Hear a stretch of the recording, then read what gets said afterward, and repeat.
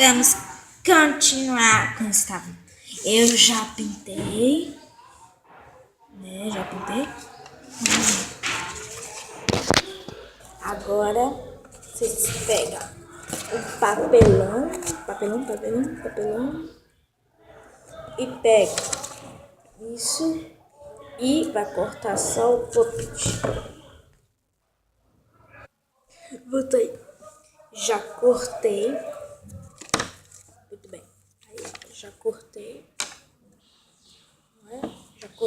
Só que eu cortei sem querer a perna do The Puppet. Eu cortei sem querer, mas não façam isso. Não é pra fazer isso, eu cortei sem querer. Agora, tem que se esforçar. Pegar o papelão e colar o The Puppet aqui.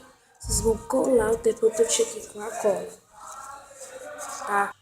Já que eu cortei sem querer a metade, já que eu cortei sem querer a parte aqui, o que eu vou fazer? Eu vou pegar a perna dele e colar bem aqui. Boa ideia. Pronto, galera. Já colei. E agora o que vocês vão fazer?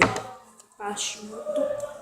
Vocês vão ficar um pouco, alguns minutos e segundos esperando. Quando tiver bem sequinho, você corta. Solta o puppet aqui. Aí vai ficar bom. Então, quando o negócio ficar bem sequinho, eu volto com a terceira parte. Tchau, galera. Obrigada por ter assistido.